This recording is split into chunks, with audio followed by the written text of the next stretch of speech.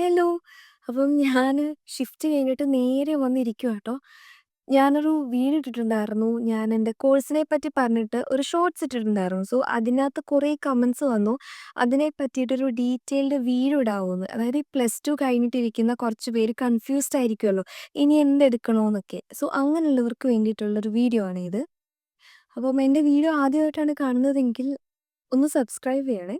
അപ്പം നമുക്ക് നീട്ടുന്നില്ല. ഞാൻ വേഗം കാര്യത്തിലേക്ക് പോകാം. അപ്പം എനിക്ക് +2 കഴിഞ്ഞിട്ട് നഴ്സിംഗ് എടുക്കണമെന്ന് തീരെ താല്പര്യമില്ലായിരുന്നു. പക്ഷേ എൻ്റെ വീട്ടുകാർക്ക് ഞാൻ നഴ്സിംഗ് എടുക്കണമെന്ന് തന്നെയായിരുന്നു. പക്ഷേ എന്നാ മെഡിക്കൽ ഫീൽഡിട്ട് വേണം താനും.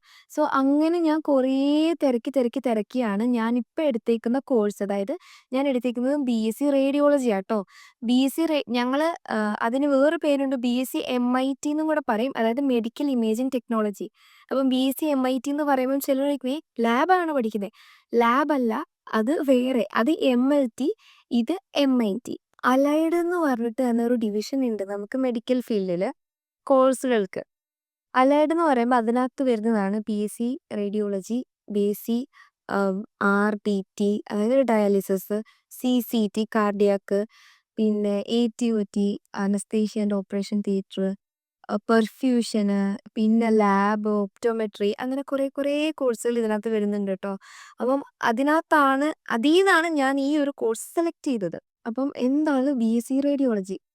ബിഎസ്സി റേഡിയോളജി എന്ന് പറയുന്നത് നമുക്ക് എക്സ്റേ, എംആർഐ, സിടി സ്കാന്, അതുപോലെ തന്നെ അൾട്രാസൗണ്ട്, പിന്നെ നമുക്ക് സിയാം എന്നൊക്കെ പറഞ്ഞിട്ട് കുറേ ഡിവിഷൻസ് ഉണ്ട്. സോ, ഇതെല്ലാം കൂടെ ചേർന്നതാട്ടോ എൻ്റെ ഈ ഒരു കോഴ്സ് ബിഎസ്സി റേഡിയോളജി എന്ന് പറഞ്ഞിട്ട്. അപ്പം അതിനകത്ത് നമുക്ക് ബിഎസ്സി പഠിക്കണമെങ്കിൽ നമുക്ക് എന്തായാലും സയൻസ് എൻ്റെ അടുത്ത് ചോദിച്ചായിരുന്നു. അതായത് സയൻസ് പഠിച്ചവർക്ക് മാത്രമേ ഇതെടുക്കാൻ പറ്റുള്ളൂ എന്ന്. യെസ്, സയൻസ് പഠിച്ചവർക്കാണ്, +2 സയൻസ് എടുത്തിട്ടുള്ളവർക്കാണ് ഈ ഒരു കോഴ്സിനകത്തോട്ട് പഠിക്കാൻ പറ്റുന്നത്. ഇതിൻ്റെ തന്നെ വേറെ ഉണ്ട്, ഡിപ്ലോമ ഉണ്ട്, ബിവോക്ക് ഉണ്ട്. സോ, അങ്ങനെ വേറെ കുറച്ച് ഇതിൻ്റെ തന്നെ വേറെ ഉണ്ട് കേട്ടോ. അപ്പം ഇതിനകത്ത് നമുക്ക് 4 വർഷമാണ് കോഴ്സ് വരുന്നത്. First year, second year, third year, fourth year internship. അപ്പം 2017 വരെയുള്ള ബാച്ചുകൾക്കാണെന്ന് തോന്നുന്നു. അവർക്ക് വരെ 6 മാസമേ ഇന്റേൺഷിപ്പ് ഉണ്ടായിരുന്നുള്ളൂ. അത് കഴിഞ്ഞിട്ടുള്ള ബാച്ചുകൾക്ക് 1 വർഷം ഇന്റേൺഷിപ്പ് ആക്കി. പേയ്മെന്റ് ഒന്നും ഇല്ല കേട്ടോ. വെറുതെ ഓസിന് അവർ ഞങ്ങളെയും കൊണ്ട് പണിയെടുപ്പിക്കുകയാണ്. അത് വിട്. അപ്പം പിന്നെ കുറേ പേര് എൻ്റെ അടുത്ത് കമന്റിൽ ചോദിച്ചു, ഇതിനകത്ത് റേഡിയേഷൻ ഉണ്ടെന്നൊക്കെ പറയുന്നല്ലോ. നമുക്കത് ഹാംഫുൾ അല്ലേ? നമുക്കത് അങ്ങനെ കുറേ പ്രശ്നങ്ങൾ ഇന്ത്യന്നൊക്കെ ചോദിക്കുന്നവരോട് എല്ലാ കോഴ്സിനും അതിൻ്റേതായിട്ടുള്ള കുറച്ച് ഇതൊക്കെ ഉണ്ട്. അപ്പം നമുക്കെന്ന് പറയുന്നത് നമ്മൾ ഡയറക്റ്റ് എക്സ്റേൻ്റെ അടുത്തോട്ട് ഇപ്പം എക്സ്റേ എടുക്കുവാണെങ്കിൽ നമ്മളെ പേഷ്യൻസിനെ അവിടെ കിടത്തിയിട്ട് നമുക്കിവിടെ ഒരു ലെഡ് വെച്ചിട്ടുള്ളൊരു ഷീൽഡ് ഉണ്ട്. നമ്മൾ അതിൻ്റെ ആ സാധനത്തിന് പുറകിലാണ് നമ്മൾ നിൽക്കുന്നത്. സോ, നമുക്ക് അത്ര റേഡിയേഷൻസ് നമ്മൾക്ക് അടിക്കില്ല. അതുപോലെ തന്നെ ലെഡ് ഏപ്രൺ എന്ന് പറഞ്ഞിട്ടുള്ളൊരു സാധനമുണ്ട്. അതായത് ഒരു ഏപ്രൺ മാതിരിയാ. നമുക്ക് ഇവിടുന്ന് നമ്മുടെ മുട്ട് വരെ കവർ ചെയ്യും. പിന്നെ തൈറോയിഡ് ഷീൽഡ് ഉണ്ട്. അങ്ങനെ ഇതിന് സേഫ്റ്റിക്ക് കുറേ സാധനങ്ങളുണ്ട്. സോ, അതൊന്നും പേടിക്കണ്ട. എന്നാലും നമ്മളുടെ ശ്രദ്ധ അനുസരിച്ചിരിക്കും. പിന്നെ നമുക്ക് എംആർഐയിലാണെങ്കിൽ റേഡിയേഷനേ ഇല്ല. കാരണം അത് ഫുൾ വർക്ക് ചെയ്യുന്നത് മാഗ്നെറ്റ് വെച്ചിട്ടാണ്. ഇവൻ സിടി ചെയ്യുന്നതെന്ന് വെച്ചാൽ സിടി എടുത്തവർക്കറിയാം. സിടി മെഷീൻ ഇരിക്കുന്നത് ഒരു റൂമിലാണെങ്കിൽ നമ്മൾ സംഭവങ്ങളൊക്കെ ചെയ്യുന്നത് അടുത്ത് തന്നെ അഡ്ജസൻ്റ് ആയിട്ടുള്ളൊരു റൂമുണ്ട്. ആ ഒരു ഇതിൽ ഇങ്ങനെ വിൻഡോ ഉണ്ട്. നമുക്ക് അതിനകത്ത് പേഷ്യൻസിനെ കാണാം. സോ, നമ്മൾ അതിനകത്തിരുന്നിട്ടാണ് പ്രോസസ്സ് ചെയ്യുന്നത്. സോ, നമുക്കങ്ങനെ സിടിക്കകത്ത് ഡയറക്റ്റ് ആയിട്ടുള്ളൊരു എക്സ്പോഷർ വരുന്നില്ല. അപ്പം അത് വെച്ചിട്ടൊന്നും പേടിക്കുകയൊന്നും വേണ്ട.